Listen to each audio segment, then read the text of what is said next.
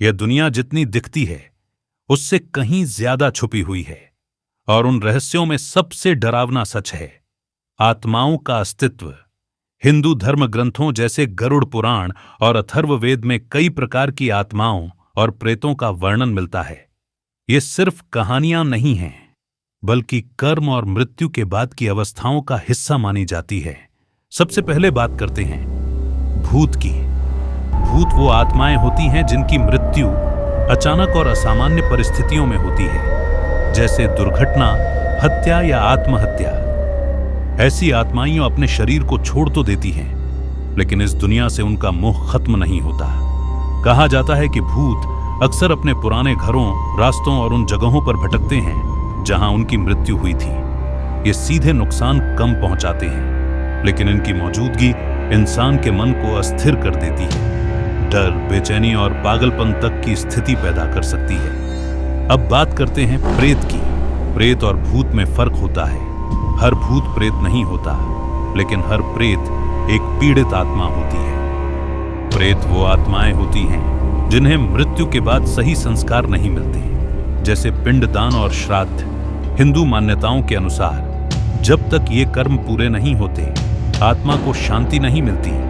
ऐसी आत्माएं भूख, प्यास और अधूरी इच्छाओं से पीड़ित रहती हैं और कभी-कभी अपने परिवार के आसपास ही रहकर संकेत देने की कोशिश करती हैं। अब जानते हैं पिशाच के बारे में। पिशाच सबसे खतरनाक आत्माओं में से एक माने जाते हैं। ये उन लोगों की आत्माएं होती हैं जिन्होंने जीवन में अत्यधिक पाप किए होते हैं, या जो अंधकार और तंत्र विद्या में लिप्त रहते हैं।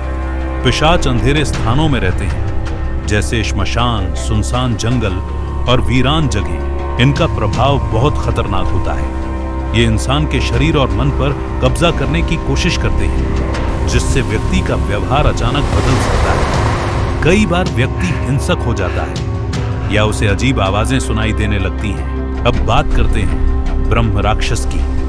ब्रह्म राक्षस एक बहुत शक्तिशाली और भयावह आत्मा मानी जाती है। ये वो आत्माएं होती हैं जो जीवन में विद्वान ब्राह्मण थे, लेकिन उन्होंने अपने ज्ञान का गलत उपयोग किया। मरने के बाद उन्हें शांति नहीं मिलती और वे ब्रह्म राक्षस बन जाते हैं। कहा जाता है कि इनके पास अपार ज्ञान और शक्ति होती है, लेकिन ये क्रोध और पीड़ा से भरे होते हैं। ये पेड़ों, खासकर पुराने बरगद या पीपल के पेड़ों के पास रहते हैं, और जो भी इनके क्षेत्र में प्रवेश करता है उसे नुकसान पहुंचा सकते हैं।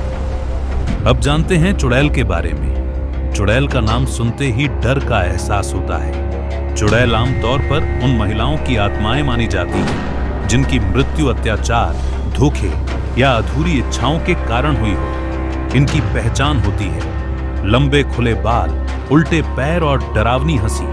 कहा जाता है कि चुड़ैल पुरुषों को अपने जाल में फंसाती है और उनकी ऊर्जा को धीरे धीरे खत्म करती है। ये अक्सर सुनसान रास्तों, जंगलों और रात के अंधेरे में दिखाई देती है। अब बात करते हैं वेताल की। वेताल एक रहस्यमयी और शक्तिशाली आत्मा मानी जाती है। इसका उल्लेख प्राचीन कथा विक्रम और बेताल में मिलता है। वेताल शवों पर कब्जा कर लेता है और उन्हें नियंत्रित करता है। यह आत्मा बहुत चालाक और बुद्धिमान होती है और अक्सर पहेलियों और सवालों के माध्यम से इंसान की परीक्षा लेती है। कहा जाता है कि वेताल को नियंत्रित करना आसान नहीं होता, और जो इसे काबू करने की कोशिश करता है उसे भारी कीमत चुकानी पड़ सकती है। अब जानते हैं यक्ष और यक्षिणी के बारे में। यक्ष और यक्षिणी पूरी तरह से नकारात्मक आत्माएं नहीं होते। इनका उल्लेख महाभारत और रामायण में भी मिलता है। ये प्रकृति और धन के रक्षक माने जाते हैं, लेकिन अगर कोई इन्हें क्रोधित कर दे तो ये भी खतरनाक हो सकते हैं। यक्षिणी को सुंदर और आकर्षक बताया गया है, लेकिन इनके पास भी अद्भुत शक्तियां होती हैं। अब समझते हैं आत्माओं के बनने का कारण। हिंदू मान्यताओं के अनुसार हर आत्मा अपने कर्मों से बंधी होती है। अचानक मृत्यु, अधूरी इच्छाएं, पाप कर्म और गलत संस्कार, ये सभी कारण आत्मा को इस दुनिया में बांध सकते हैं। इसीलिए मृत्यु के बाद किए जाने वाले कर्म, जैसे पिंडदान और श्राद्ध, बहुत महत्वपूर्ण माने जाते हैं।